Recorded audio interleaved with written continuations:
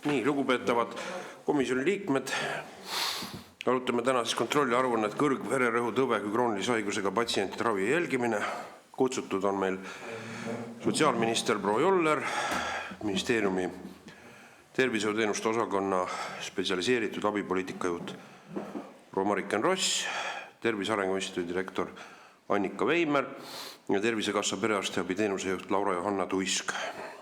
Ja auditiga annavad ette siis auditijuht härra Vinni, audiitorid Pille Kuusepalu ja Mari-Liis Treime. Nüüd sõna kõigepealt Riigikontrolli. Tere hommikust, aitäh võimalust auditit tutvustama. Ühe lause sissejuhatuseks ütlen, et uurisime siis seda, kuidas Sotsiaalministeeriumi valitsemisala ja Tervisekassa juhtimisel on Eestis viimastel aastatel kõrgvererõhk tõve kui kroonilise haigusega ravi korraldatud ja nende patsientide jälgimist korraldatud. Et meie auditeeritavad loomulikult on Sotsiaalministeeriumi valitsemisala asutused ja Tervisekassa, aga selles auditis soovisime siis anda pildi ka sellest, et milline on tegelik olukord ja selleks tänu Tartu Ülikooli ekspertidele saime siis teha ka eksperditöö päris perearstide juures ja hinnata, mis seal toimub igapäevaselt. Andmeid ja analüüse oli palju ja kuigi me tavapäraselt teeme alati väga hoolikalt faktikontrolli, siis sellesse aruandesse on sisse lipsanud üks näpuviga. Leheküljel 7 vasakusse veergu üks aps on sisse läinud, oleme seda välisveebis parandanud ja kindlasti nädala jooksul saadame parandatud aruandega siis Riigikogu komisjonile ja auditeeritavatele ja vabandan selle eest, et selline viga juhtus. Nüüd annan sõna Raunole, kes siis saab rääkida, et mida eksperdid nägid nii-öelda põllul ja mida me sellest Sotsiaalministeeriumi ja Tervisekassa tegevuse kohta järeldasime. Aitäh. Ma alustan selleks, et miks see teema üldse tähtis on, miks me hakkasime selle teemaga tegelema. Võib-olla siin viibijatel ei pea üle seletama seda, et kõrge vererõhk on Eestis kõige sagedasem kroonilisem haigus ja raskemate südame- ja veresoonkonna haiguste peamine riskitegur. Aga sellest pildist on nagu oluline kaasa võtta see, et see sotsiaalmajanduslik mõju kõrgel vererõhul on väga kõrge. Et on üks tervisekaotust põhjustav haigus.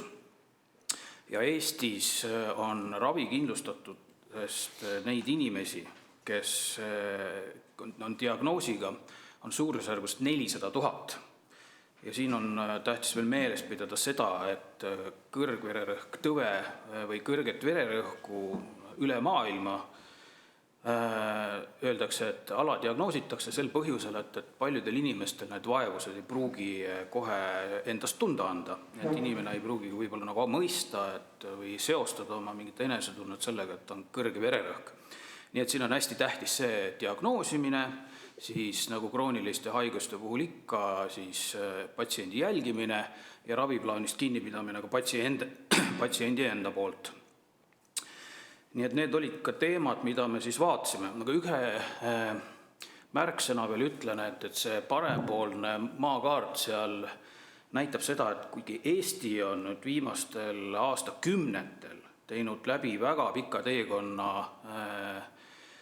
selles valdkonnas, et olukord on märksa paremaks läinud. Aga kui me ikkagi võrdleme ennast ka teiste riikidega, siis on näha, et meil on veel arenguruumi, et Eesti kuulub sellise kõrge riskiga, kõrge kardiovaskulaarse riskiga riikide sekka, et sellise 4 skaalal siis väga kõrge risk on veel selline järgmine aste, aga üldiselt ikkagi see näitab, et meil on kuhu minna, on millega tegeleda. Ja seetõttu me siis vaatasimegi seda oma auditis, et kuidas siis diagnoositakse seda haigust, kuidas patsiente seiratakse, jälgitakse ja ka teiselt poolt, kuidas siis institutsioonid, kes selle teemaga seotud on, oma tööd teevad, et kuidas poliitikat kujundatakse, kuidas seda rakendatakse ja kuidas toimub siis tulemuste seire. Ja meie vaatasime oma töös andmeid peamiselt aastatest 2019 ja 2024, osa neist oli ka veel selle aasta esimesest kvartalist, aga jah, siin oli hästi oluline märkida, et selle sisulise kõige tähtsama töö tegime me koostöös Tartu Ülikooli ekspertidega, aga mitte ainult, et me ise ka tegime siin retseptiandmete analüüsi ja tegime küsitluse perearstide seas, et ka nende siis arvamustele oleme toetunud aruande tegemisel. Aga eksperditööst siis sisu juurde minnes, mida me nägime. Nagu ma mainisin, siis kõrgvererõhu ohjamisel on hästi tähtis see, et see patsient tegeleb endaga raviplaanist kinnipidamisega ja patsient oleks jälgimise all ka siis perearsti poolt. Nii et üks moment, mida me vaatasime, et kui kiiresti saavutatakse sihttase ravijuhendis soovitatud sellise vererõhu väärtusele, kui inimene on esmahaigestunud. Ja nägime, et see ravijuhendis soovitatud sihttase saavutatakse ette nähtud 2-3 kuu jooksul ainult umbes kolmandikul meie valimis olnud patsientidest. Ja siin ka märkasime, et piirkondade vahel on märgatavad erinevused, et sellel joonisel ühel on siis selle ravi eesmärki saavutamise tulemused piirkonniti just nagu Tervisekassa piirkondade lõikes. Et Viru piirkonnas on see peaaegu 2 korda madalam, kui see on Lääne ja Harju piirkonnas, ja see on ka üks nagu teema, millele võiks Tervisekassa tulevikus rohkem tähelepanu pöörata, et millest need erinevused tulevad. Siis ma pean küll ära märkima selle, et nagu näha siin paremal pool sellel joonisel, siis seal on päris suur osakaal nendel kaasustel, kus me tegelikult ei saanud seda täpset hinnangut anda ekspertidega koostöös, sest andmed on puudulikud. Aga kas see on juba suur probleem, et niivõrd suur osakaal andmetest on ebakvaliteetsed, et sisuliselt ei ole võimalik nagu aru saada, et mis selle patsiendiga toimub. Ja seda teemat me käsitlesime siin samas komisjonis ka jaanuaris, kui me tervishoiuteenuste dokumenteerimisest rääkisime. Nii, siis märgin veel ka selle ära, et kui me räägime patsiendi siis seiramisest, siis selles valimis katkes ka ravi kuskil 30% juhtudel pärast seda, kui inimene oli diagnoosi saanud. Ja see on seesama, et kui sa oled juba selle diagnoosi saanud, siis on oluline, et see ravi jätkuks ja seire jätkus. Et jah, et siin on ka eluviisidel hästi tähtis roll, aga tähtis on ka see, et patsient teaks, mis on tema raviplaan, ta hoiaks sellest kinni ja ka toimuks regulaarsed kontaktid perearstiga.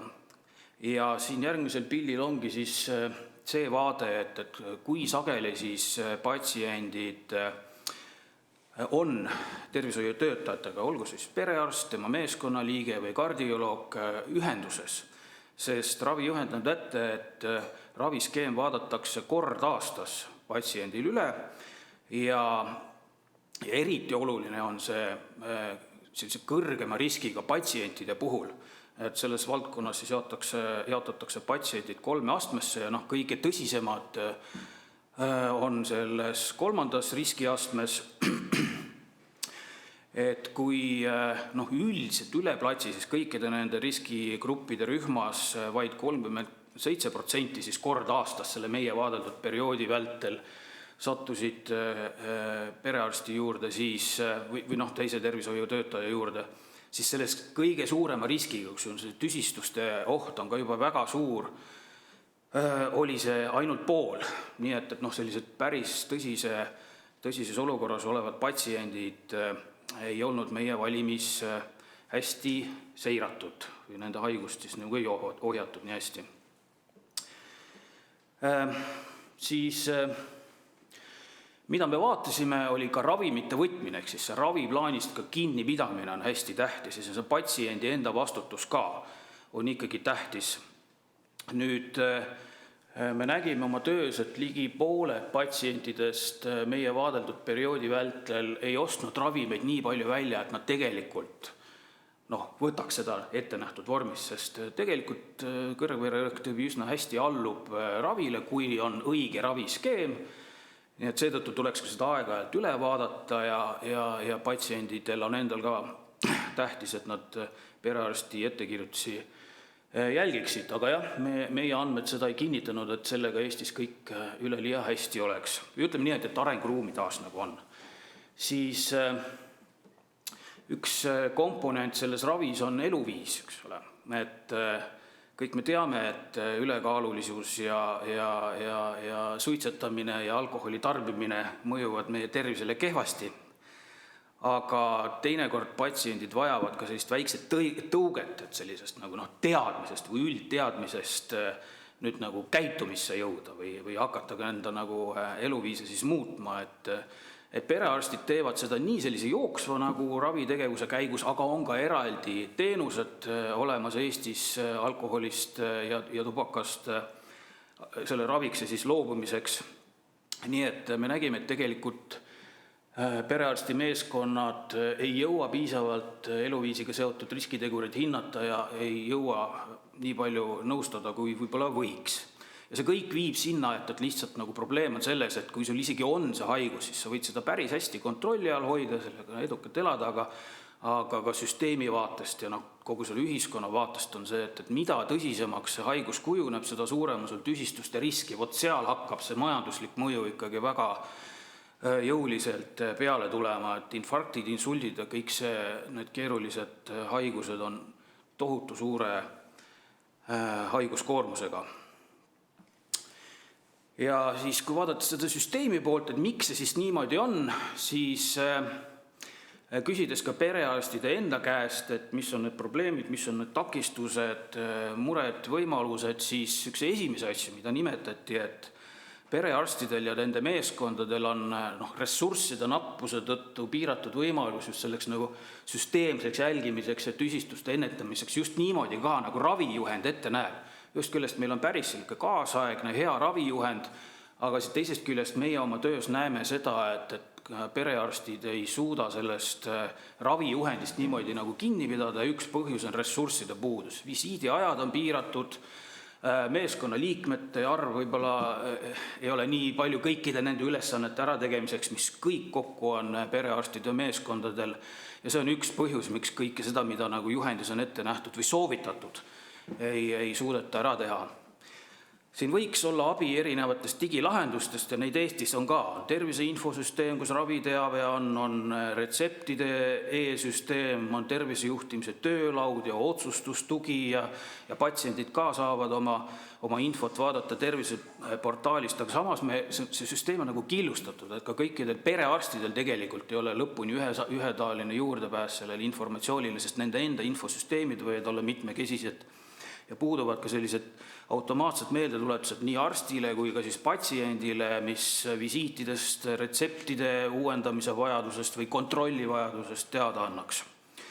Siis üks hästi hea tööriist on perearstide kvaliteedisüsteem, et just Diana ka näitas pilti, tegelikult selle süsteemi olemasolu vältel on perearsti abisike korraldus või tase tõusnud. Järelikult see süsteem iseenesest tööriistana on hea. Aga me nägime seal ka sellist nagu arenguruumi, et just krooniliste haiguste ravis võiks see süsteem rohkem arvestada tulemusi, mitte tegevusi, et võib-olla siis see motiveeriks ka sellest ravijuhendist rohkem perearste kinni pidama, kui see seos oleks tugevam arsti tegevuse ja siis tema motivatsiooni vahel või selle rahalise poole vahel, mis praegu tegelikult siis lühidalt öeldes ei ole väga suur see tulemustasu, mis neid kriteeriume täita perearsti meeskond saab. Siis, kui meil on selline hästi suure haiguskoormusega krooniline haigus nagu vererõhk, siis perearstidel on muidugi haigete jälgimisel esmane tähtis roll.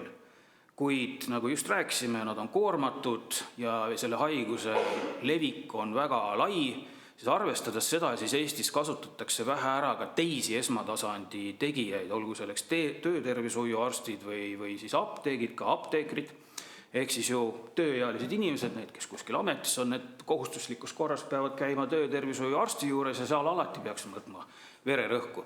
Nüüd see info võiks jõuda perearstideni, et meie tööst me nägime ka eksperdid leidsid, et ka umbes 10% patsientidest on need, kelle selline impulss on saanud alguse töötervishoiuarsti juurest, aga seda võiks palju süsteemsemalt ära kasutada see kaudu, et info liigub tõhusalt siis töötervishoiuarsti ja perearsti vahel. Täna see süsteem on niimoodi lihtsalt, et inimene ise viib siis selle info oma perearsti juurde, kes teeb siis täiendavad mõõtmised ja seired ja tuvastab, siis paneb selle diagnoosi. Aga kui see info ei liigu, kui inimene ei oska nagu teemat nagu tõsiselt võtta, siis sinna paika ta võibki jääda, eks ole, lihtsalt see info on seal kuskil tervise infosüsteemis olemas, sellise passiivsel kujul nii-öelda. Ja sama apteekridega, et meil on olemas selline lisateenus apteegis, et saad minna ja seal ka vererõhku mõõta. Ja see info üldse ei jõua nagu kuskile kaugemale, kui inimene ise nagu ei ole nii tark, et oskab siis ennast ka nagu siis monitoorida ja võib-olla arsti juurde minna õigel ajal.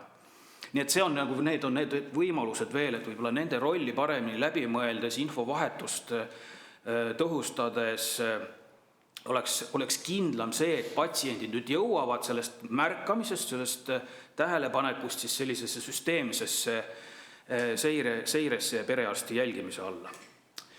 Nii eluviisi toetavatest teenustest paar sõna juba ütlesin, mainisin, et meil on olemas ka reaalsed teenused lisaks sellele, et selline igapäevane või jooksev nõustamine perearstide poolt kah käib, siis vaadates statistikat, siis nende teenuste tarbimine oli ikka üsna väike võrreldes sellega, et meil on umbes 400 000 tuvastatud patsienti või kandidaati, kellel võib-olla see võiks nagu olla nagu kasulik.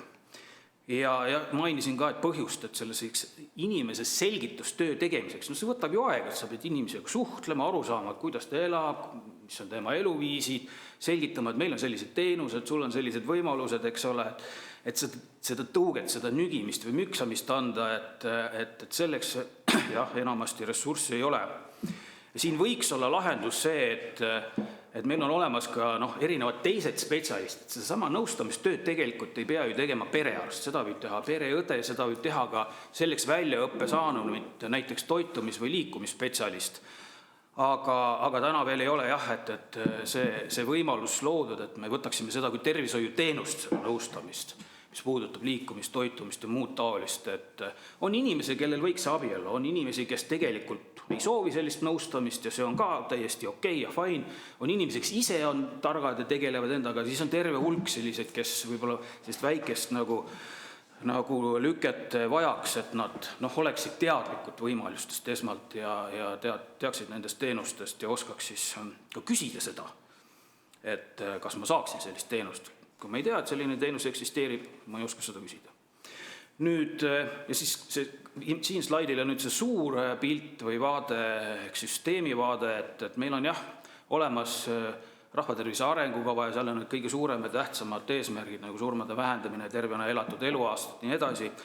Aga südame-veresoonkonna haiguste suhtes selliseid spetsiifilisi selgemaid eesmärke praegu ei ole, kunagi ajaloos on olnud, siis meil nagu ministeerium teeb poliitikat, Tervisekassa korraldab perearsti abi ja rahastab, eks ole, peaks ka tulemuste seirega osaliselt tegema ja siin ka TAI on veel, kes vaatab seda suurt pilti ja varustab informatsiooniga erinevaid osakooli, aga just meil on nagu puudu sellisest tugevast eestvedamisest, kes seda süsteemi nagu koos hoiab.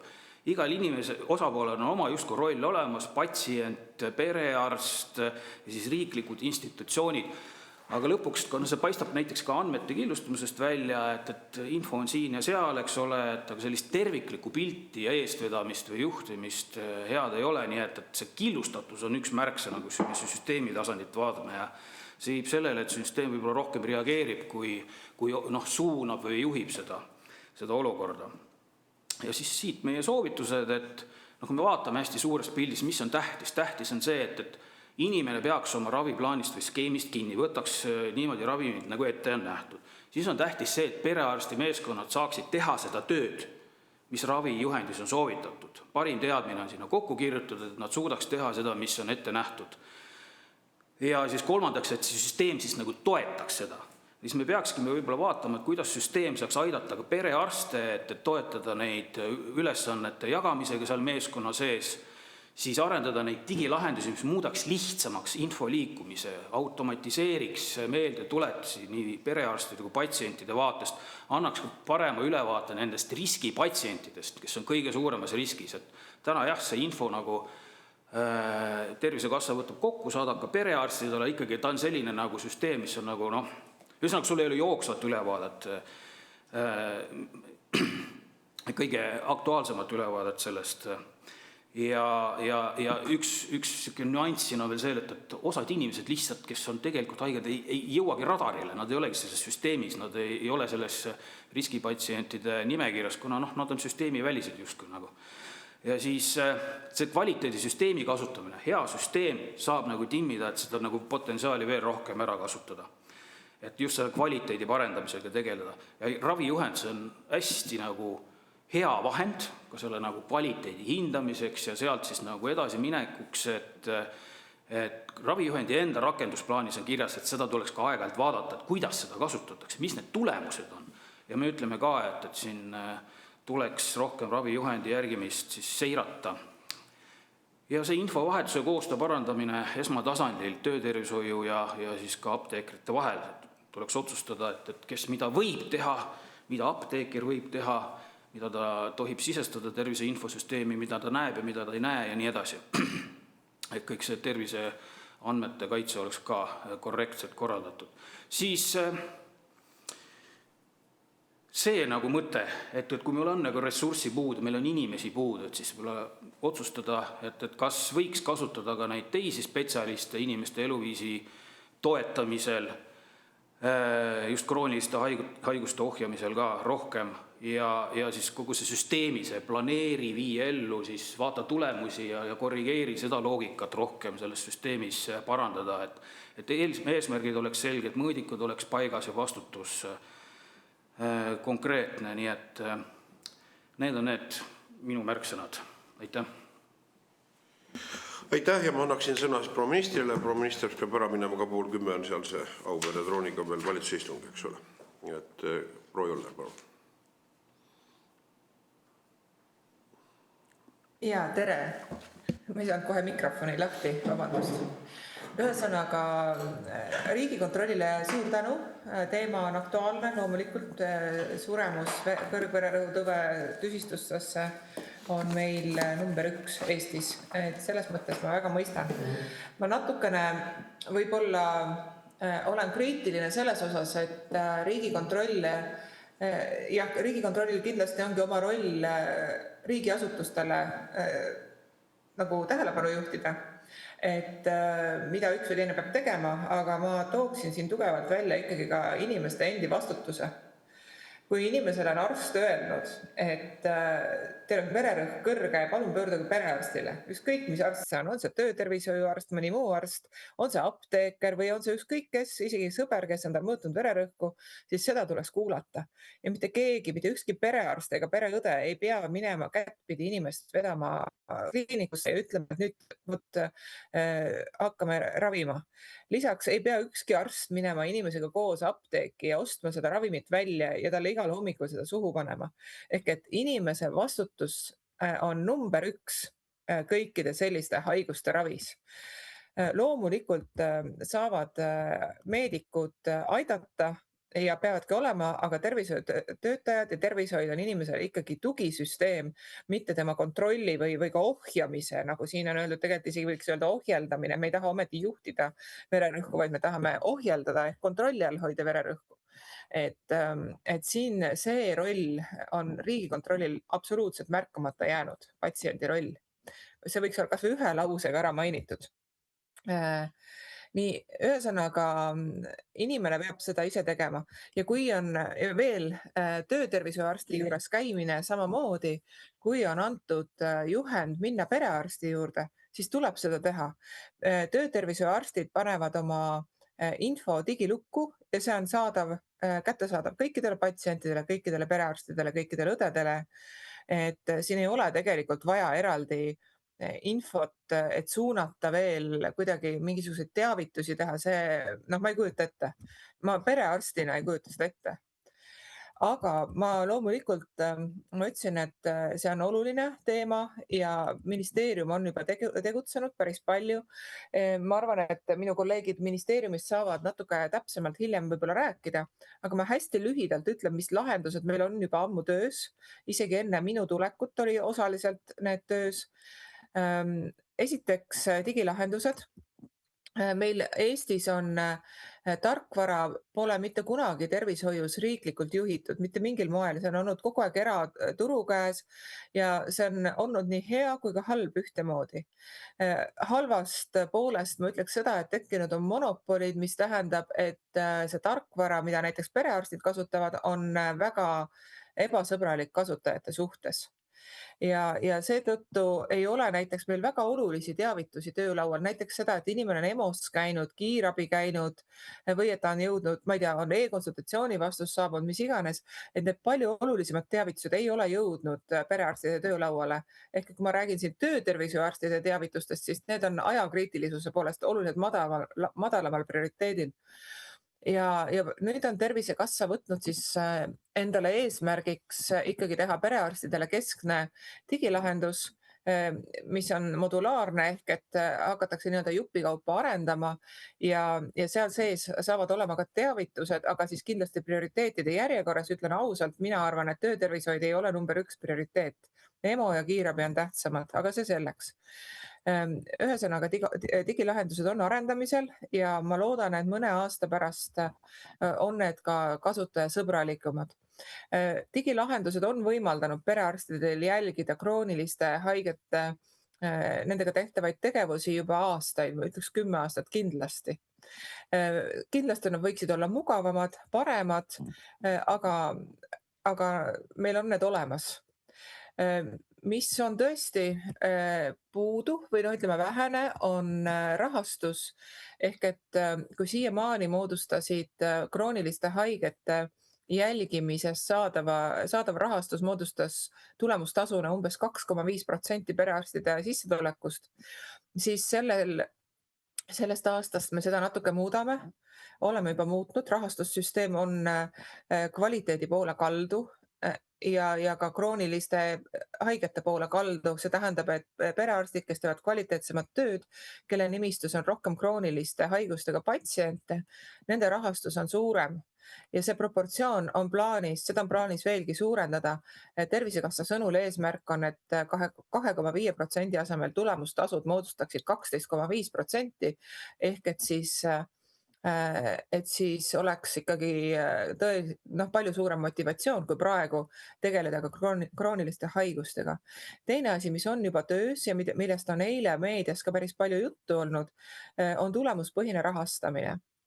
See siis tähendab seda, et mida parem ravitulemus saadakse, mitte siis ainult tegevuste tegemise läbi, vaid ka see, et inimene ise hindab oma tervist paremaks, ta on saanud abi, ta on saanud kvaliteetset abi, siis tervishoiuasutuse rahastus saab olema parem. See on ülemaailmne trend, väga paljudes riikides juba kasutusel, seda on ministeeriumis umbes aasta aega ette valmistatud, võib-olla isegi natuke kauem, aga vähemalt nii kaua, kui mina olen olnud, täna muideks minul on ministrina 1. sünnipäev, täpselt aasta tagasi asusin ametisse, aga sellest ajast on jah, seda kindlasti ette valmistatud. Ja kui rääkida veel apteekide kaasamisest, siis meil on plaanis ka anda proviisoritele suuremad õigused digisüsteemides, tervise infosüsteemis, kuna juba on arendatud selline digilahendus nagu raviplaan, siis tekib ka apteekritel õigus sinna raviplaani teha juurde märkmeid. Näiteks nad saavad öelda, et patsient, see tuleb küll hiljem natuke, et ta võtab neid ja neid käsimüügiravimeid, mis ka sageli on koostoimetes muude ravimitega, siis saab apteeker, ta näeb paremini ka seda, millised on need muud ravimid ja nii edasi, saab oma kommentaare panna näiteks koostoimete või neerule toksilisuse kohta ja nii edasi, nii edasi. Et need lahendused on tegelikult töös, mida siin on pakutud, aga ükski süsteem ei muutu kiiresti. Nagu ma ütlesin, tarkvara osas on meil olnud riigi poolt juhitud, ei ole seda vist praktiliselt mitte kunagi. Mina ise hakkasin tarkvara probleemidega ja doktor Ingeraineniga ka, kes siin teie hulgas istub, tegelema 2010, ma arvan, Diana, jah, umbes 2010. Ja nüüd ja ütleme siis selle päris arstitarkvaraga umbes 2018 ja nüüd oleme me siis sinna jõudnud, kus riik on päriselt aru saanud, et maksumaksjale odavam ja inimeste tervisele parem on see, kui riigil on vähemalt mingi roll tarkvara arenduses. Et seni ei ole riik tahtnud olla seda rolli mitte mingil moel võtta. ja väikesed perearstikeskused pole olnud suutelised terviklikku ja kvaliteetset tarkvara tellima. Ühesõnaga, see on minu lühike kokkuvõte, aga ma arvan, et kui on veel küsimusi, siis mu kolleegid saavad ka vastata, mina pean 10 minuti pärast umbes lahkuma, et siis ma nii kaua ma ikkagi kuulan. Ja kui on veel kiireid küsimusi mulle, siis praegu saan veel esitada neid. Aitäh! Aitäh, me võib-olla esitame mõne küsimuse, kui kellelgi on siis ministril, eks ole, ta läheb ära, aga mu küsimus on siis, et baasjäreldus selles auditis on, et Sotsiaalministeerium ja Tervisekassa ei ole korraldanud perearstiabi viisil, mis tagaks kõrgvererõhktõve ravijuhendi järjepideva ja ühtlase järgimise. Ja sellest johtuvalt siis patsientide ravi ja seisundi jälgimine selle diagnoosiga ei ole Eestis järjepidev. Kas, ja palju on ametiaasta puhul, aga kas selle baasjäreldusega, proua minister, te olete nõus? Olen ja ei ole ka. Vabandust, kumba pidi siis on, et olete nõus, ega see ongi järeldus. Olen nõus ja ei ole ka nõus, ma kohe selgitan. Et esiteks, kui me vaatame, kust me tuleme, siis Eesti elanike eeldatav eluiga on kasvanud kõige kiiremini Euroopa Liidus ja seda just nimelt südame-veresoonkonna haiguste parema ravi tõttu. Et meil on ma mäletan ise, kui ma olin arst, siis 20 aastat tagasi, kui ma sain arstiks, oli ülimalt keeruline veenda inimest, et sa pead hakkama võtma rohtu. Tänapäeval inimesed on juba teadlikumad, eks siin on tänu ajakirjandusele, tänu arstidele, õdedele, kes on informeerinud ja ka inimesed, kes ise on lugenud info paremini kättesaadav, ja tervislik eluviis, kõik need tubakaseadused, muud asjad loomulikult sinna juurde. Aga kõrgvererõhutõve ravi on muutunud kindlasti paremaks, et kui me vaatame nagu ajaloos tagasi.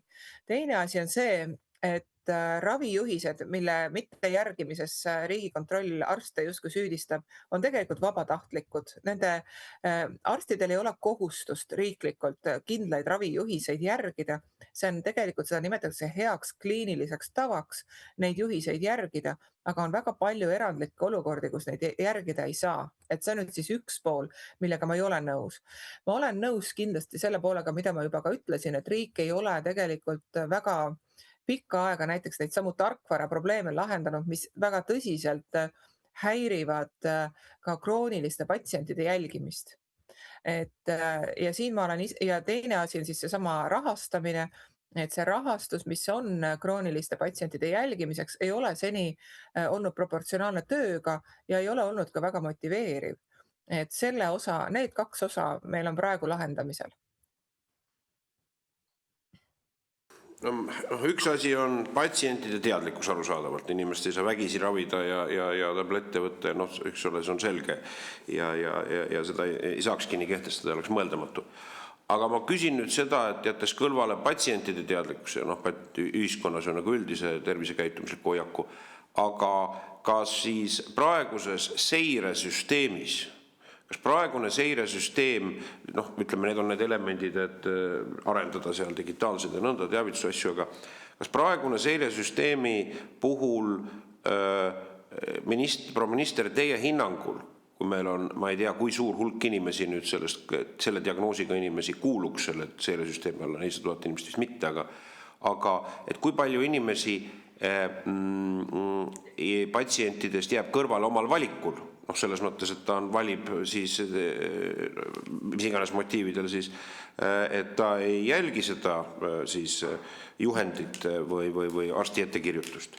Ja kui paljude puhul lihtsalt organisatsiooniliselt seda seiret läbi ei viida? Kas me saame nii öelda, et ainukene mitte seire, mitte toimimine on rajaneb ainult sellel, et patsiendid ei ole motiveeritud?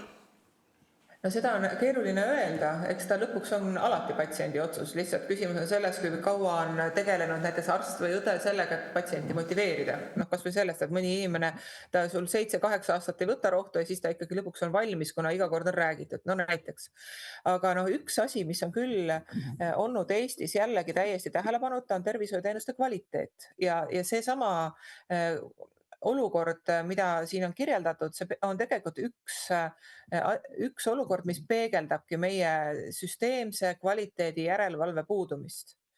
Kvaliteediauditi tegi ka Riigikontroll vist 2025 aastal, sügisel tuli see välja, kui ma õigesti mäletan. Ja kvaliteedi osas nüüd me oleme aluse pannud kvaliteedikeskusele, sest see, mis hakkab ka monitoorima erinevate tervishoiuasutuste, kas neil on kvaliteedisüsteemid olemas, kuhu nad paigutuvad sarnaste teiste asutuste seas ja nii edasi, et see on üks roll. Aga seni on olnud kvaliteetne töö on olnud põhimõtteliselt tervishoiuasutuse otsus, kas ta tahab teha seda nii või ta ei taha seda teha nii. Ja sellest tulenevalt, näiteks kui me räägime perearstidest, siis kvaliteeditase on ääretult ebaühtlane. Ja seda me näeme ka selles inimeste kogemuslugudes, inimeste rahulolu uuringutes, mis järjest ju rahulolu on langenud viimastel aastatel ka, mitte ainult perearstisüsteemiga, aga üleüldse tervishoiusüsteemiga. Et kui vaadata kas või seda rahastust, siis ütleme, kui meil on osa perearste, kes teevad ülihead tööd ja siis sama rahastusega teevad teised perearstid, ei tee sellist kvaliteetset tööd, nende patsiendid ongi jälgimata. Nad ei kutsu igal aastal neid vererõhu diagnoosiga inimesi endale vastuvõtule, nad teevad ära võib-olla need analüüsid, need tegevused, eks ju, aga nad näiteks ei nõusta patsiente, ei vaata üle raviskeemi. Ehk et see kvaliteedi järelevalve on meil olnud täiesti null, praktiliselt null. Vabandage, Pointu tahab ka sõna, et ta siin kommenteerib. Aga ühesõnaga, see on meil olnud tõesti probleem. Nii, härra Allas. Aitäh, et Pointuga suhtlemine kindlasti vererõhku alandab, et see on mõistlik. Minul on Elfi kodus. Aga ma tahtsin küsida, et viimasel ajal tuleb piirkondades teated, kus need kaugtöö perearsti praksised, kus siis perearst on kuskil Tallinnas või Tartus ja pereõed põlevad läbi, et kuidas selline süsteem võiks nagu toetada seda kõrgvererõhu jälgimist, kas see ikkagi toimib ja ühtlasi on ka siit, küsimus on nagu ministrile, aga ettepanek oleks ka Riigikontrollile esimesel võimalusel uurida seda töökorraldust ja kas sealt nagu kriitilised tagasilöögid ei hakka varsti erinevate tõvede ravimisel tulema, aitäh. Meil on nüüd just eile õhtul allkirjastasin perearstide tööjuhendi määruse, kus on öeldud, et perearst peab olema kogu aeg olemas ja kättesaadav sellel ajal, kui perearstikeskus on lahti. Et see ei ole aktsepteeritav, et õde teeb tööd ja arst on ainult telefoni teel või video teel olemas. See on absoluutselt ebaaktsepteeritav. Kui ta teeb osa kaugvõtte, see on vastu võtta, et see on loomulikult okei. Nagu meilgi, tavaliselt olen ma kohal teie juures, aga täna ei olnud see võimalik, aga me ei saa minna 100% üle videokonsultatsioonidele, muidu me võiks üldse panna robotid sinna perearstikeskustesse ja oleks ka vist väga tore, eks ju.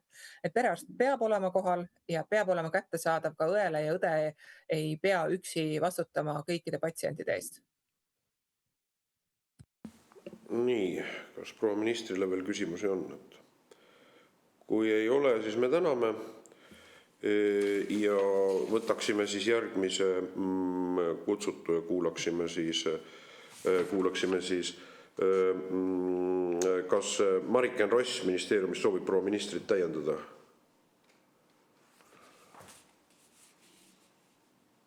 Praegu ei soovi täiendada, kui on küsimusi edaspidi, siis vastan hea meelega. Selge. Tai direktor proua Veimer, mis on teie vaade siis sellele?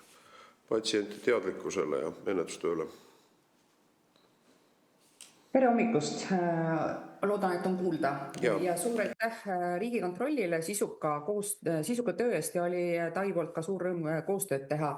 Ja nii nagu siis alguses juba viidati, et kõige parem ennetus kõige parem ohjamine on ennetus ja varajane avastamine, siis ma kommenteeringi ka Tai poolt, mis on töös ja mis on seisukohad siis nii ennetuse, digilahenduse, seireandmete ja natukene ka õigusaktide poolt.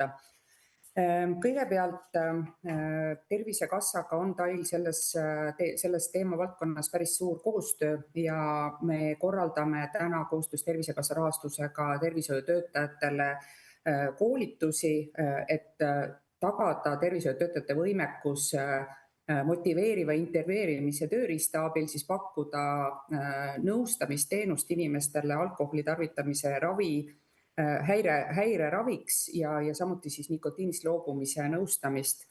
et see on siis see motiveeriv intervjueerimine on selline nii-öelda metoodika, mida esmatasandi tervishoius kasutatakse ja nende koolituste täiendav läbiviimine, tegelikult neid on aastaid tehtud ja päris suur hulk tervishoiutöötajaid on ka koolitatud.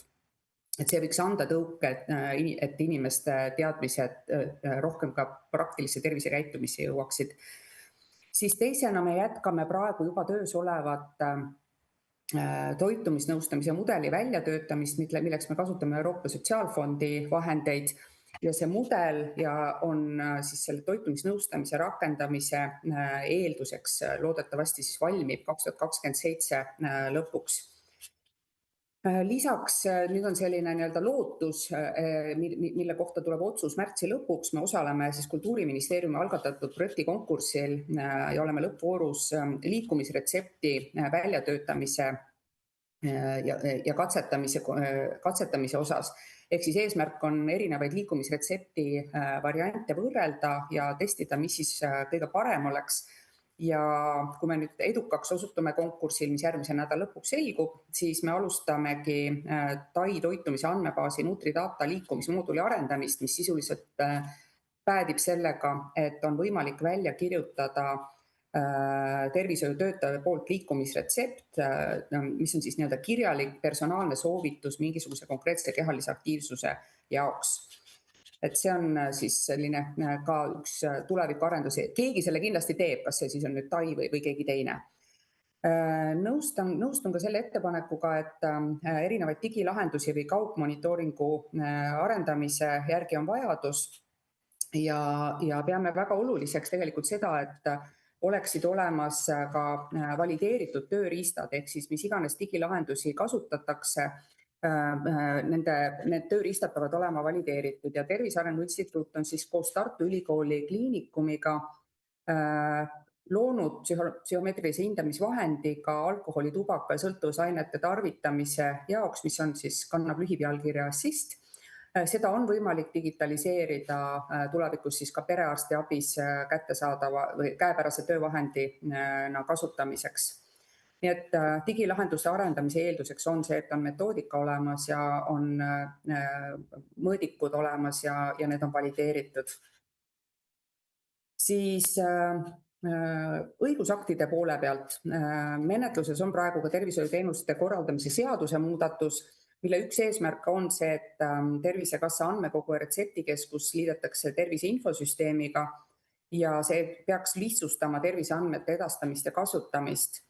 Ja selle muudatusega on ka praegu ette nähtud, et Tervise Arengu Instituut saab kokku lepitud piirides ulatuses juurdepääsu nii tervise infosüsteemi kui siis Tervisekassa andmekogu andmetele, ehk siis me saame edaspidi detailsemaid ja paremaid analüüse sellel teemal ka teha. Teine oluline areng, mis praegu on töös, on statistikaseaduse väljatöötamise kavatsus, mille siis Sotsiaalministeerium lähiajal plaanib saata kooskõlastusringile ja seal on siis samamoodi muudatused kavas, mis loovad TAIle täiendavad eeldused, et me haldusalast väljaspoolt erinevatest andmeallikatest saame andmeid kasutada, et siis olemasolevaid terviseandmeid nendega rikastada.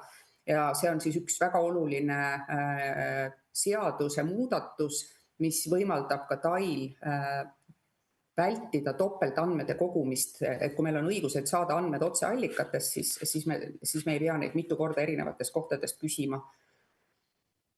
Siis Sotsiaalministeerium veab praegu eest ka tervisesüsteemi toimivuse hindamist, ehk siis hindamise raamistiku, kus siis on kirjeldatud indikaatorid ja mille eesmärk on vaadata tervet süsteemi tervikuna ja krooniliste haiguste seireks on siis koostöös erinevate osapooltega vaja välja töötada detailsemad näitajad, et see praegune komplekt indikaatoreid on pigem üldised. Nii et siis nende detailsemate näitajate alusel on võimalik olukorra parandamiseks siis konkreetseid sekkumisi välja töötada.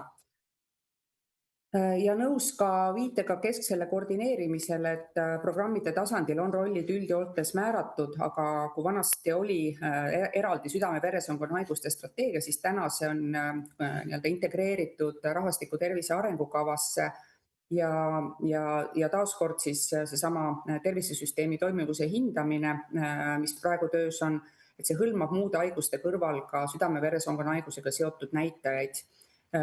Hindamise raamistik valmib aprilli lõpuks, nii et selles osas on ka arengud töös. Jah, hetkel rohkem ei kommenteeri, nii et panustame edasi ennetusse ja seiresse. Aitäh. Aitäh, proua Ingerainenil on küsimus.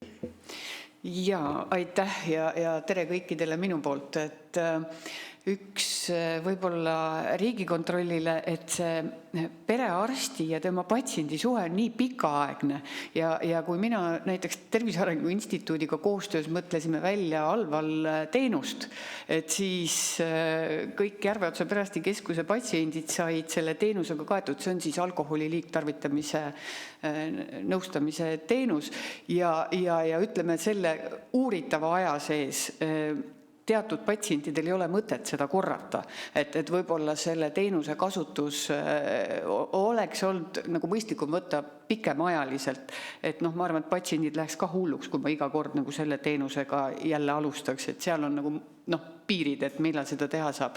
Aga Annika, ma tahtsin su käest küsida, et me oleme tõesti seda motiveeriva interveerimise metoodikat õpetanud ja kasutanud, et kas Tervise Arengu Instituut on ka minutitesse pannud, et kui seda metoodikat ilusti kasutada, et kui palju see siis ajaliselt tähendab siis perearsti, pereõe töös ja teine asi on see, et kui vaadata nagu seda tööd tervikuna, et ütleme, et see on suured tänud, et niivõrd põhjalik analüüs on tehtud, aga et kui me vaatame, ta on üks lõik meie tööst, et kui me vaatame nüüd seda viimast 5 aastat, et juurde on tulnud ATH, metüülfenidaat, on juurde tulnud rida väga häid ravimeid, millega me peame nagu raviskeemi rikastama, et siis, et kui palju see minutites ja kui palju on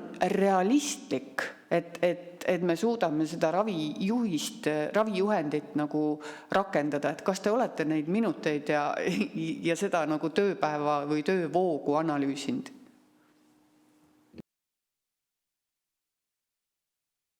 Teil on mikrofon kinni. Ja, otseselt analüüsinud ei ole, aga ravijuhendi järgi, ilmselt see on teil ka teada, et see jaguneb erinevateks sessioonideks pikkuse järgi, et on lühinõustamine, mis on kuni 10 minutit ja eeldab siis ka audit-testi tegemist, 10-küsimuseline test, mis annab skoori, mille järgi siis otsustatakse, et kas inimene vajab 10-minutilist lühinõustamist või on siis pikem nõustamine, milleks on ka võimalik siis eraldi vastuvõtuaeg panna. Arusaadav, et see on suur koormus perearstisüsteemile, kus on niigi ajaga kitsas. Aga seda, kuidas see täpselt toimib, et selle Alval süsteemi, ehk siis liigtarvitamise varase avastamise ja nõustamise süsteemi alguses seda hinnati, seda mõju hinnati, et see toimib. Täna, kui Tervisekassa seda rahastab, võib-olla on ka küsimus Tervisekassale, et me ei ole analüüsinud seda, kui palju seda reaalselt ajalises mahus pakutakse. Et vastuvõttude arvud jah, aga kui pikalt see kestab, seda mitte. Nii, aitäh. Ja siis ma annaksin nüüd sõna Tervisekassa perearstiabi teenuse juhile proua Tuisule. Ja tere hommikust ka minu poolt. Tervisekassa nimel tänan selle eest, et tõesti see audit on ülikriitilisel teemal tehtud, teades, mis meie rahvastikupopulatsiooniga demograafilises võtmes ees ootab, siis see kindlasti ei ole ühe asutuse või ühe osakonna probleem, vaid see tõesti vajab sellist üleriigilist strateegiat, et selle ja teiste krooniliste haigustega hakkama saada tegelikult tervishoiusüsteemina terviklikult. Me kindlasti nõustume pea kõigi põhipostulaatidega, mis auditis on välja toodud.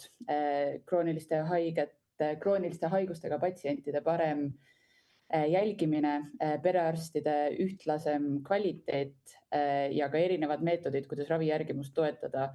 Need kindlasti on võtmeküsimused ja me ei saa ühtegi neist alahinnata. Aga selge on ka see, et nagu siit juba täna mitu korda on täna läbi käinud, et vastutusalad nende ülesannete jaotumisel on natukene segaseks jäänud viimaste aastate jooksul. Aga ma kommenteeriks võib-olla eelkõige siis neid hoobasid, mis Tervisekassal täna on selle auditi lõikes, mis siis on ravijuhendite tellimine, rahastusmeetodid ja ka paljud IT-lahendused, mis kasutusel on täna Tervisekassa juhtida, nende arendused on Tervisekassa juhtida. Kõigepealt siis perearstide kvaliteedisüsteem ise, selle indikaatorid ja kvaliteedist tulenev rahastus. Ma saan aru, et Diana juba seal saalis kõigile ka tutvustas enne seda, kui meil see päris kohtumine algas, et tegelikult PKS-il on ikka perearstide kvaliteedisüsteemil on ikkagist väga selge mõju olnud tervise näitajatele meil süsteemis. Küll aga on tõsi ka see, et ilmselt me vajame nüüd järgmist hüpet selleks, et sellelt väikselt platoolt nüüd tulla välja, aidata järgi need perearstid, kes on maha jäänud nii-öelda sellest rongist kvaliteedi mõttes. Aga samas aeg on liikunud ka edasi ja meie kindel siht on enamal määral hakata tulevikus kasutama terviseandmeid. Ehk masinloetavalt me täna tervise infosüsteemist kahjuks ei saa kasutada näiteks laborianalüüside tulemusi või midagi sellist.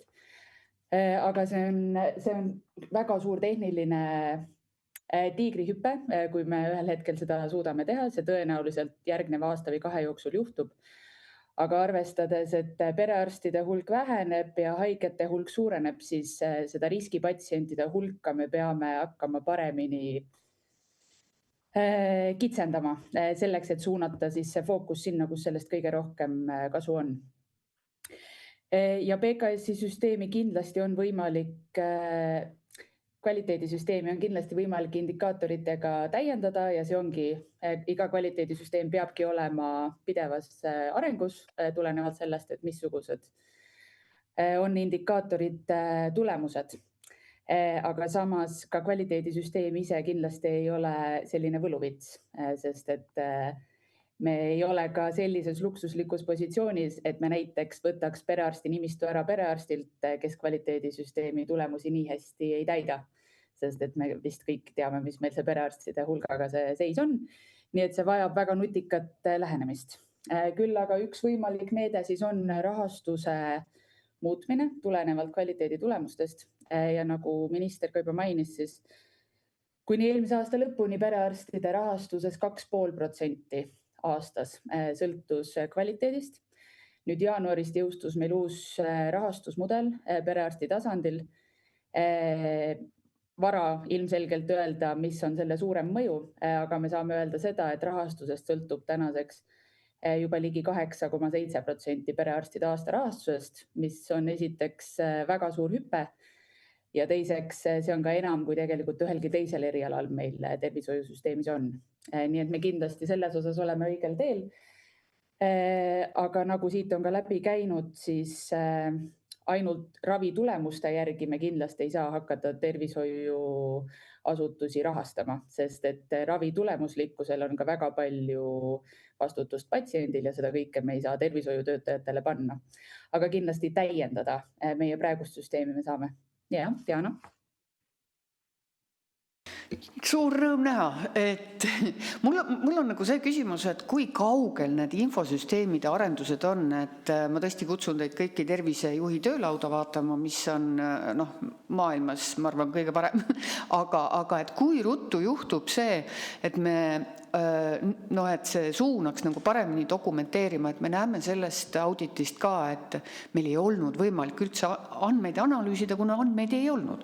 Ja ma olen nii kaua selles süsteemis olnud, et juba 2010 me tegime seltsi poolt ettepaneku, et põhimõtteliselt kui sa oled kasutanud diagnoosikoodi kõrgvererekktõbi, siis sa edasi minna ei saa, kui sa ei ole mõõtnud vererõhku.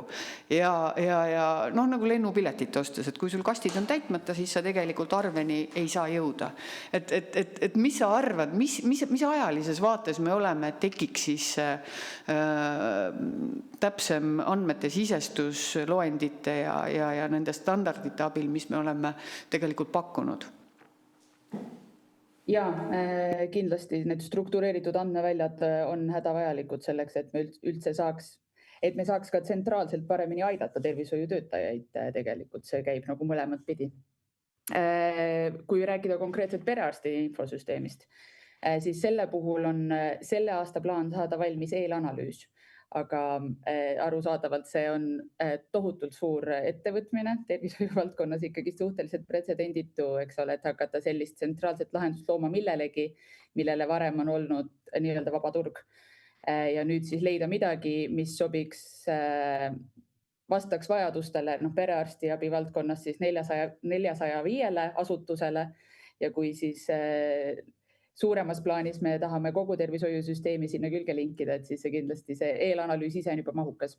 Aga selle aasta jooksul on plaan saada siis see eelanalüüs valmis ja arendada just sellepärast modulaarsena, et meil oleks võimalik natukene kiiremini edasi liikuda või teatud elemendid juba teha kättesaadavaks perearstidele, mis siis valmis saavad. Tervisejuhtimise töölaudsid käis nüüd juba läbi, siis rääkides meie IT-arendustest, mis juba on töös. Meil on töös ka tsentraalne raviplaan ehk patsiendile antud soovitused erinevate tervishoiuspetsialistide poolt, et need oleks kõik ühes kohas, et see patsiendil oleks ka lihtsam järgida ravi, mida talle on antud, sest et tihti patsientidega, eriti multimorbiidsetega tegeleb väga palju erinevaid spetsialiste. Meil on otsuse tugi perearstide töölaual, mis iga patsiendi põhiselt annab soovitusi tulenevalt selle patsiendi diagnoosidest ja laborianalüüsi näitajatest. Meil on ravimiskeemi näide, et see oleks paremini täiendatav iga spetsialisti poolt ja taaskord, et patsiendi jaoks ravi järgimist teha lihtsamaks tegelikult. Ja terviseportaal patsiendi kaasamiseks on, ma tean ka Riigikontrolli vastustena, me oleme seda ka varasemalt andnud, et see terviseportaal on väga loogiline koht, kuhu patsiendi jaoks ka selliseid vajalikke juhiseid kokku koondada, et oleks üks usaldusväärne allikas infoks. Ja siis see küsimus, et see kommunikatsioon peab olema kahepoolne. Ükskõik, mis natukenegi mitte ägedast asjast me räägime ausalt öeldes, kui ma olen ka ägedas seisus, mul ükskõik, kes minuga tegeleb, ma olen siis rohkem nagu objekti moodi. Aga kui me räägime sellest, et me tahame toetada, ennetada, inimest võimestada, et see tähendab kahepoolset kommunikatsiooni ja kui kaugel on need tsentraalsed siis arendused, et sinna saab hakata ka patsient ise siis omapoolselt tagasisidet andma. Terviseportaal. Patsiendi tagasisidest konkreetselt, mitte me ei räägi patsiendi sisestatavast terviseandmetest, näiteks vererõhu sisestamine. Ikka see vererõhu sisestamine, jah. Ja, see on töös seal lihtsalt, millega me hetkel siis tegeleme, on see, et kõigepealt on meil vaja sellist kohta, kuhu oleks võimalik talletada andmeid, mida patsient sisestab. Et kui meie tänane kogu loogika tervise infosüsteemil on see, et tervishoiutöötaja sisestab ja see talletatakse tervise infosüsteemi, siis see tegelikult oma olemuslikult tähendab täiesti uut andmekogu, et patsiendi poolt sisestatu on need siis vererõhu andmed, aga tegelikult ka näiteks patsiendi kogemuse tagasiside küsimustik või ravitulemuste tagasiside küsimustik samamoodi, et kuidas neid talletada nii, et need tulemused oleks ka kasutatavad, et neid lihtsalt panna kuhugi kausta ja Tervisekassa sügavale andmebaasi, et sellisel viisil ilmselgelt see ei ole kasutatav andmestik tegelikult. Aga jah, see kindlasti on ka väga oluline. Nii, ära. Ja siis viimase... Ei, lõpetage palun oma mõttekäiku, siis ära Allas on küsimus. Jah, ei, mina tahtsin jätkata, kommenteerida ainult veel ravijuhendite plokki, aga äkki võtame küsimuse vahepeal. Aitäh, et te oma ettekandes ütlesite, et riskipatsientide hulka tuleb hakata kitsendama ja mis suunas see, palun kirjeldage seda, aitäh. See tähendab seda, et lihtsalt kui vaadata kõige mustemad stsenaariumid meie tervishoiusüsteemi tuleviku osas, kus meil tervishoiutöötajaid ei ole piisavalt selleks, et iga näiteks väikses riskis olevat patsienti toetada suurema mahulise sekkumisega, nagu näiteks need motiveerivad intervjueerimised. Siin oli ka juttu, et need on ajaliselt väga mahukad. Ja kuna meil on ikkagist iga tund loetud, me peame väga ratsionaalselt lähenema sellele, et iga tervishoiutöötaja teeb seda lõiku, mis on tema mida ainult tema saab teha, mida ei saa asendada ühegi teise spetsialistiga süsteemis, siis ühe väga traagilise näitena on meil näiteks Soome tervishoiusüsteem, kus perearstiabisüsteemi enam ei ole juba aastakümneid. Neil on ainult üldarstid ja seal, kuna nad on aru saanud, et perearsti abil baseeruv süsteem on ikkagi suurepärane ja ainuõige lahendus, nemad käivad Eestis uurimas, kuidas see on meil korraldatud, siis nemad näiteks on hakanud pakutud just hiljuti ka nende parlamendis välja lahendus, et võib-olla perearst määrata ainult nendele patsientidele, mitte isegi kõigile, kellel on krooniline haigus, aga ainult neile, kelle krooniline haigus on kontrolli alt väljas. Ehk selles mõttes, et kes on kõige kehvemas seisus patsiendid. Ja, et Antile natukene infoks, et me tegime Maailmapanga ja siis Tervisekassaga riskipatsiendi projekti, kus me võtsime välja siis riskitegurite kaupa need patsiendid, kellega oleks vaja kõige ennem tegeleda.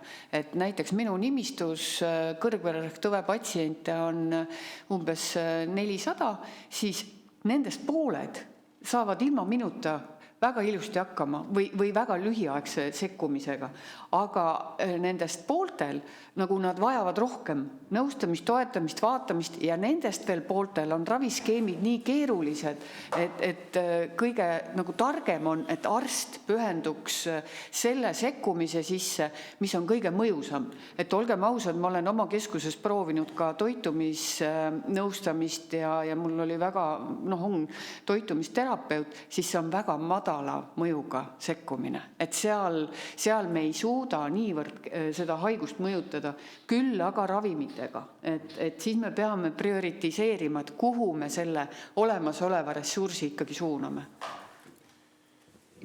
Mul on küsimus Riigikontroll, härra Vinnile vist. Kui me vaatame joonis 20,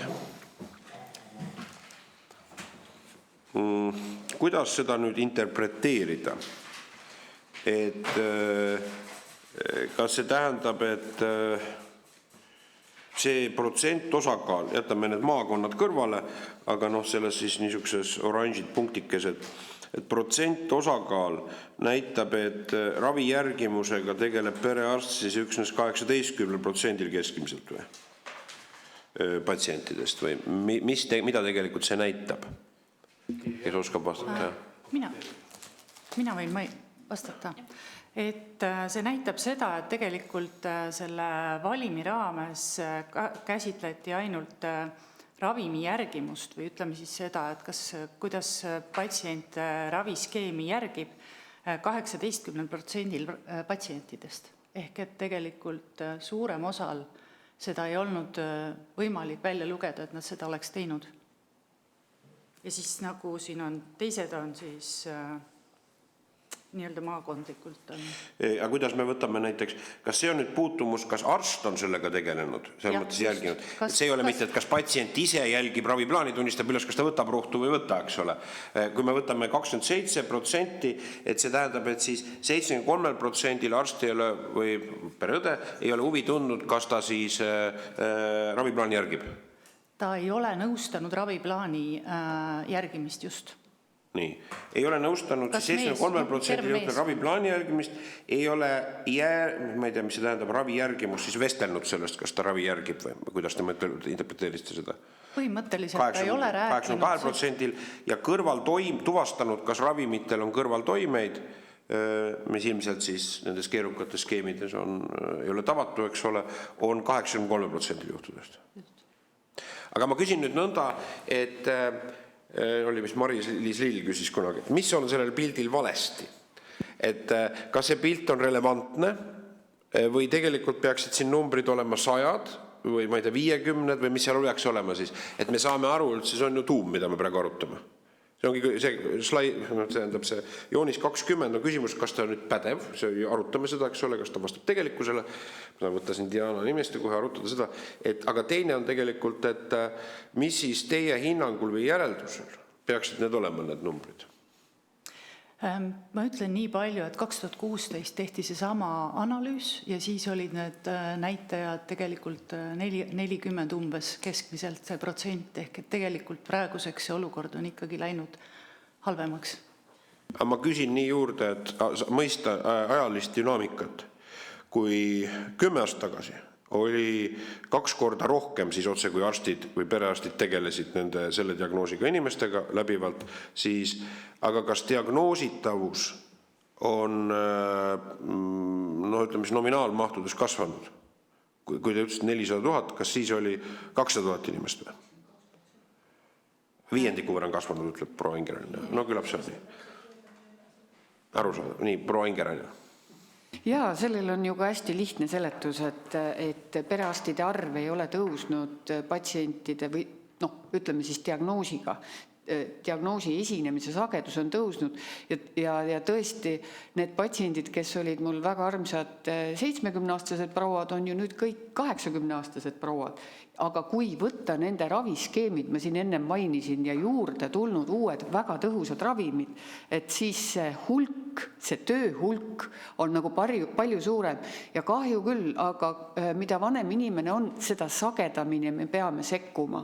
Et seda sagedamini see terviseseisund muutub. Ja siin on nagu mitmed asjad, luu, haprus, kõik need asjad tulevad juurde, et kui ma võtan 70-aastased inimesed, kui palju nende tervise seisund muutub, kuhu peab sekkuma, ja 80-aastased, siis 80-aastastega on palju rohkem tööd, mis on väga hea. See on väga hea töö. Meil on tõesti ravimeid, mis aitavad nende elukvaliteeti muuta. Aga nüüd see küsimus, et tõenäoliselt me suudame võtta haigusjuhud, epikriisid ja vaadata siis neid selle aja jooksul, aga me ei pane kogu aeg kõike kirja. Muidugi see õnnetu dokumenteerimine, sellega on omad mured, aga kui see ravisuhe on olnud väga kaua, siis ma ei kirjuta üles neid asju, mis on varasemalt aastaid tagasi. Ma mainisin, et tõenäoliselt tõesti Ingeraineni nimistus on kõikidele halval teenust tehtud, kui me seda teenust välja töötasime. Ja seda ei ole põhjust nii tihti nagu üle korrata. Et samamoodi, kui ma uue raviskeemi panen, see on väga suur töö. Sa pead vaatama, et kui sa selle ravimi ordineerid, kas patsient saab aru ja kas ta sinna sobib. See tervise jälgimine peale seda on palju tihedam. Kaks asja, jah. Et võib-olla see periood, millal krooniliste haigete jälgimist vaadata, võiks olla pikem. Ja kolmas asi, et mis sõnumi nüüd see audit annab, et ma käisin tõesti lastevanemate koosolekul, kui poeg number 1 oli vist 2. klassis ja õpetaja ütles, et kõik lapsed teevad lollusi. Poisid teevad lollusi. Mis sõnumi see andis? Lähed koju, mõtled, kindlasti tegi minu poiss ka lollusi. Et me peaksime tänapäeval andma tagasisidet hulka täpsemalt. Et mis juhtus sinu nimistuga, sinu perearstikeskusega, mida mina siin parandada saan. Et see üldine võib-olla enam ei ole nii mõistlik. Ma tulen ikka tagasi selle juurde. See on kalendriaasta, tabel Joonis 20 käsitleb kalendriaastat. Patsienti arv, nimistus on seal, eks ole, üle 1000 inimese, eks ole, see on ka mitu tuhat inimest on nimistus. 1964 on siis niisugune keskmine, ütleme või konkreetne, ütleme 2000 ringis nii. Nüüd veerand või kolmandik nendest, ilmselt see on veidi erinev, on siis tegelikult kõrgvererõhu diagnoosiga. Kas Joonis 24 näitab, peegeldab seda kolmandiku inimestest või mingid, kellel on siis, kui te ütles 400 000, et ütleme see, mida proua Ingerainen viitas ka, et 400 inimest on tema nimistus selle diagnoosiga, eks ole. Ma lihtsalt eelmise selle juurde lisan, et loomulikult me ei arva, et see oleks kuidagi kerge see nõustamine või kõik see. Lihtsalt see konkreetne joonis näitas esmashaigestunuid ja vaadati just nimelt seda nii-öelda diagnoosimist ja siis diagnoosimisele eelset poolt aastat ja diagnoosimisele pärastist poolt aastat. Ehk et see kindlasti on see periood, kus on vaja nõustada uut patsienti. Aga 24 joonis, jah, siin on pikemaajalisem, et siin on, me vaatasime nii-öelda patsientide siis, ma ei saa öelda patsientide käitumist, aga ütleme seda, kuidas ta raviarvetel välja paistis 6 aasta jooksul. võtsime 2019 aastal esmast diagnoosi saanud patsiendid ja vaatasime, kui tihti siis neil oli mingi kontakt või kuidas nad ostsid retsepte välja. Et see näitab seda. Tähendab, ma tahaks jõuda ikkagi nagu auditi põhijärelduseni, kui me võtame tõesti ka joonis 24. Ma ei tea, kumb on akuutsem riskiaste, ma oletan 3. riskiaste, eks ole, on siis, või tõsisem, eks ole. Et siit on aasta jooksul ja igal aastal, eks ole. Kas need 3. riskiaste peaks Riigikontrolli hinnangul, ma ei tea, nende ravi protseduuride järgi, kas tegelikult oleks pidanud need 249 inimest ka käima või? Kõik oleks pidanud käima või? Need on juba tühistuse saanud ja nad peaksid aastas käima. Ja nüüd on küsimus, ja kas te siis leidsite seda, et kui me võtame, et suhe on 81 murd 204 või 81 versus 249, et tegelikult 249 selles valimis oleks pidanud käima, aga kas siis, kui paljudega nendega siis, mis on probleem, et kui inimesed ei käi, siis on see küsimus ühiskondlikust teadlikkusest, Tervise Arengu Instituut, edasi, eks ole, ka perearstide üldine teadlikkus, aga kas nendega siis ühendust võeti või? Kas see on nende enda, kas see 249 peegeldab inimese teadmatust lihtsalt või? Me ei oska ju täna öelda, eks ju, et kas keegi nendega võttis ühendust või ei võtnud. Et seda me ei tea, me teame seda, mida ütleb ravijuhend, et ta peaks kas korra aastas, eks ju, saama teenuseid või kui tal on väikse, ütleme 2. ja 3. riskiastme juures, eks ju, iga-aastaselt saama teenuseid ja olema mingi kontakt, et me ei eeldanud, et ta peab tingimata kohale minema, et see võib piisata ka sellest, et on olnud telefoni teel kontakt või on kaugkontakt, et oluline on see, et see kontakt on olemas, et keegi perearsti meeskonnast on selle patsiendi korraks nii-öelda üle kuulanud, et kas suga on kõik hästi, kuidas sa ennast tunned või seda teavad ilmselt arstid rohkem, mida nad täpselt küsivad, aga me vaatasime, kas see kontakt on olnud ja milliseid teenuseid või neid, ütleme siis ravijuhendis ette nähtud teenuseid nad on saanud. Aga proua Ross, äkki te oskate kommenteerida nii-öelda siis suurte arvude loogikas? Ma ei tea, võtame selle 3. riskiastme. Jätame, ma saan aru, siin on oht libiseda niisugust bürokraatiasse, eks ole, et kas on linnuke kasti tehtud või nõnda. Aga mis siis ministeeriumi tunnetuslik arusaam on? Kas meil praegu siis perearstisüsteem, proua Ross, teie hinnangul nende inimeste jälgimisega tegeleb, ütleme siis, laitmatult või minimaalselt laitmatult? Probleem on ennekõike selles samas valimi puhul 249 inimesed ise siis, et kas ei ole fikseeritud ära, dateeritud ei ole, on lihtsalt ütleme siis formalistlik kontakti puudumise tuvastamine või tegelikkuses on siin mingisugused lüngad? Ja tervist, tänan küsimuse eest. Kuulete mind? Ja, selge. Vastan selliselt, et nii sellest auditist kui ka tegelikult siin ka juba laualt läbi käinud dokumenteerimise ülevaatest, et väga mitmete kohtade peal me saame öelda, et meil tegelikult ei ole täna häid andmeid või piisavalt andmeid, mille pealt otsust teha. Seesama joonis, mida me siin kaardistame või hetkel vaatame joonis 24, et tõepoolest juhises on kirjas selliselt, et 3. riskiastme patsiendid peaksid olema kontakteeritud või ütleme nähtud kord aastas, aga nii nagu ka öeldud, me tegelikult ei tea, kas see on perearstikeskuse tegemata töö, kas see on patsiendi oma valik ja vastutus, kas see on tegelikult töö, mis on tehtud, aga mis on dokumenteerimata, mis võib ka nii olla, kuigi see võib-olla ei ole liiga sage. Ja ma ei oska nüüd siia juurde öelda ka näiteks seda, et kas on dokumenteeritud, kui suur hulk nendest patsientidest on jälgimisel kardioloogid. Ja selle tõttu võib-olla ei peakski olema niivõrd suurelt esmatasandi jälgimisel. Ehk siis ma ei näe ma ei loe sellelt jooniselt praegu välja, et kas see on üle kõikide erialade või see on ainult esmatasandi.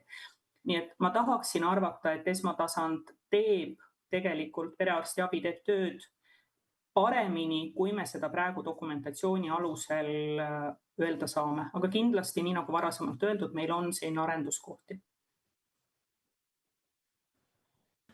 Palju, ma ei teagi, kas see on küsimus proua Rossile või Tervisekassale või proua Ingerainen praktikuna oskab öelda ka, et ma vaatan, et siin need kõrgvererõhu mõõtmisseaded, ütleme, need, mis tehisajuga ühendatud on ja annavad siis ka interpreteeringu või diagnoosi, mitte diagnoosi, aga siis nagu interpreteeringu seisundist ja soovitusi, need kuskil 100 eurot või 150 eurot maksavad, eks ole, vähemalt siin.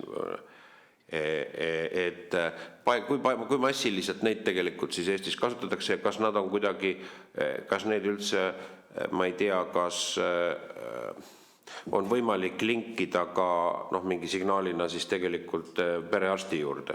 Perearst saab teada, kui inimene seda kasutab, kui ta kasutas, siis on midagi teha. Ja me tegime oma keskuses siis sellise projekti, et me proovisime integreerida e-perearsti keskusesse terviseplaani, et sinna läheks otse siis vererõhu väärtus sisse ja ise jagasime ka need vererõhu aparaadid.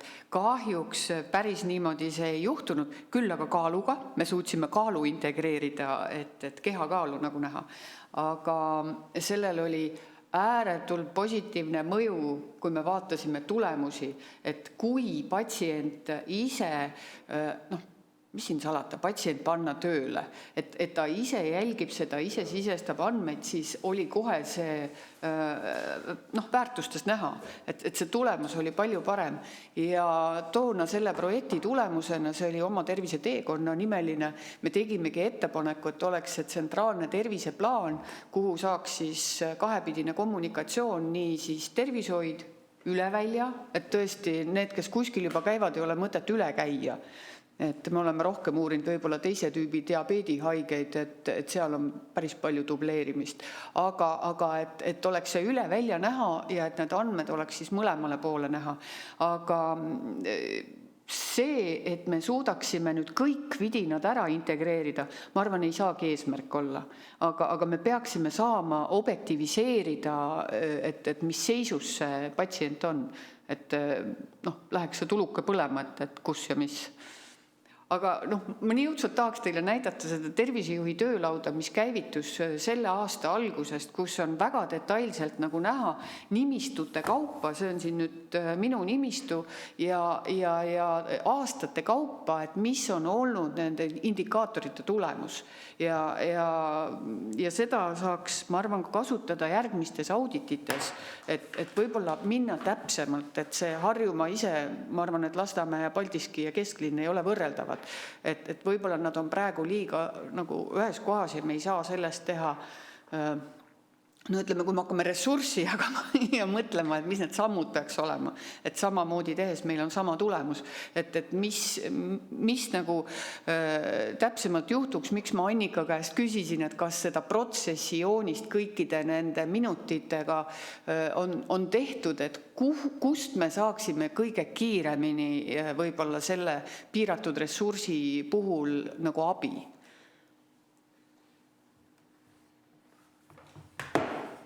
Küsimus Riigikontrollile, et aga see on, tundub see tervishoiusüsteem on nagu pangapidamine, et enne kõike töö andmebaasidega, eks ole, näeb, et siin rohkem ja rohkem muutub andmebaaside tööks, aga mis siis teie nagu nii-öelda ka kuulatuna ära nüüd need institutsioonide esindajad, nad on juba kirjalikult väljendanud, mis siis, kas me oleme praegu olukorras, siin on ka vastused tulnud ju tegelikult, et need ei pruugi, need ka indikaatornäitajad ei pruugi tegelikkust peegeldada, eks ole, ja nõnda edasi.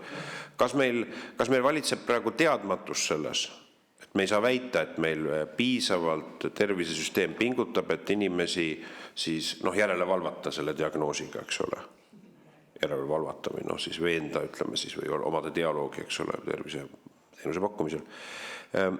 Või tegelikult on olukord teie järeldusel ikkagi kehva, et suur hulk inimesi sellepärast, et süsteem neid ei kõneta siis, ei mobiliseeri, tegelikkuses surevad varem ja osutuvad siis kehva tervisega varem. Jah, ma vastaks niimoodi, Et mõtlesin ise ka sellele, et kuidas seda teemat nagu iseloomustada ja siin Tervisekassa esindaja juba hästi hakkas seda kujundit nagu tooma, et me oleme teataval platool. Et siin on jah tähtis vaadata nagu kaugemal ajalukku, et kui me ekspertidega rääkisime arstidega ja siis nad kõik tunnustasid, et me oleme päris pika teekonna juba läbi käinud ja võrreldes sellega, kus me nõukaajast tuleme, on hästi palju asju paremaks läinud ja objektiivsetel kui subjektiivsetel põhjustel. Alates sellest, et ravimid on läinud oluliselt paremaks, aga see korraldus ka ei ole võrreldav sellega, mis oli siis, kui 35 aastat tagasi Eesti idaosiseisus. Et tohutu pikk tee on käidud. Aga kui me liigume sinna mäe tipu poole, ehk siis me tahame ikkagi nagu paremaks saada, seal on suured majanduslikud võidud peidus, siis ma arvan, et see eesmärk on objektiivne, minna ikkagi edasi, saada paremaks. Seda näitas ka see maakaardi pilt meie skeemil, et Eesti siiski on kõrge riskiga kõrgvererõhu riskiga riik, mis tähendab, et sa oled nagu selles riskis, et sul need tüsistusi tuleb peale, just see ongi see, mis tekitab majanduslikku mõju, siis meil on palju võita sellest, et me läheme sellest platoost nüüd, kus me oleme, kui me läheme mäe tipu poole, me oleme seal baaslaagris nüüd mõnda aega olnud ja viimastel aastatel tegelikult ei ole olukord väga palju paranenud, välja arvatud see tervena elatud aastad ja nii edasi, see on küll, eks ole, mingi näitaja, aga meil on just nagu nüüd, ütleme niimoodi, et selliste nagu teatavate parendustega on võimalik, eks ole, võib-olla olukorda paremaks teha, ikkagi nagu edasi nüüd nagu astuda, et saavutada see arenguhüpe, eks ole, et mis oli ka nagu teine, et me oleme teatud nagu tasemel, mis on okei, aga kindlasti see ei ole nüüd see, et me oleme rahul sellega, et me ei tohiks minu arvates selle olukorraga rahul olla, et me peaksime otsima neid võimalusi paremini asju korraldada ja siin, kui me mõtleme sellele, et kus see võit siis tuleb, et me arutame, et saaks nagu ühe asja paremaks, saaks teise elemendi paremaks ja kolmanda elemendi paremaks, saaks selle paremini, et inimesed hoiaksid raviplaanist kinni, siis, et perearstid saaksid ravijuhendit järgida, et neil oleks ressursse rohkem, on see inimene, on see aeg, eks ole, ja kolmandaks, eks siis see süsteem ka annaks tagasisidet perearstile, pakuks talle tuge ja siis see perearst suudaks omakorda patsienti toetada sellel teekonnal, et see loogika niimoodi käib nagu, eks ole, et igaüks vastutab siis oma töölõigu eest, et kui sa korrutad selle pisikese võidu selle 400 000 inimesega, siis sealt tuleb see nagu võit, et see tasub tööd ja ütleme nii, et me oleme rahuldavad, aga 5-ni, hindest 3 on nagu ikkagi veel nagu minna. Selge, aga ma arvan, et need on väga tõsised teemad. Ma arvan komisjonil, meil on põhjust tunnustada Riigikontrolli niisuguse tähelepanu juhtimise eest ja ma arvan, et mul on ettepanek, et komisjon nendele paneb südamele, teeme ettepaneku neile institutsioonidele kaaluda Riigikontrolli ettepanekuid ja neid siis jõustada. Ja ma arvan, et iseenesest siin on nüüd antud juhul majandus ja tervishoid, et üks asi on, et protseduurid ja kirjeldused, ma mõtlen protseduurid siin nii-öelda dateerimine, et kus arsti juures keegi käis, aga kui me räägime siin süvatehnoloogiast, siis ma arvan, et ja see võiks olla ka võib-olla Tervisekassa, võib-olla Tai huviga, ütleme, aga majanduse arengus ma näen, et ütleme, tehnoloogia läbimurdesektorites võib-olla personaalmeditsiin võiks Eestil olla üks oluline sektor. Üks asi, et ta aitab meie inimesi, tervist kontrolli olla, ütleb Roingerane siin aparaate jagas pensionäridel oli, aga ma arvan, et see on ka majanduse ekspordisektor. Ka nendes planeedi osades, kus lihtsalt füüsiline inimese tervishoiuteenuse kättesaames on röögatult piiratud, eks ole. Ja mul oleks nii hea meel, kui see analüüs on väga heaks sisendiks, et teha edasi uurimist, et ressurss on piiratud. See ressurss perearstide poole vaadates see ju langeb veelgi. Et juba praegust on meil eakad perearstid, kes tegelikult töötavad osaajaga. Et võib-olla me peaksime siia sisse vaatama, mis on see miinimum, mida selle ressursiga peaks ära tegema, millel oleks kõige suurem mõju. Et tõesti, me teame, et mis nagu annaks kiiremini tulemust selles nagu teemas. Et oleme ka ausad, et tõesti selle ravijuhise järgi kõik need 400 patsienti nõustatud perearstikeskuse poolt, see ei ole võimalik. See lihtsalt ei ole võimalik kõikide nende teiste teemadega, mis ma siin välja tõin, uued ravimid, eakad patsiendid. Et võib-olla vaatama julgelt sisse, et mis oleks tehtav ja sellele pööratan siis nagu rohkem tähelepanu. Nii, aitäh ja nende sõnadega siis täname Riigikontrolli kutsutud ja koosolek on sellega lõppenud. Aitäh!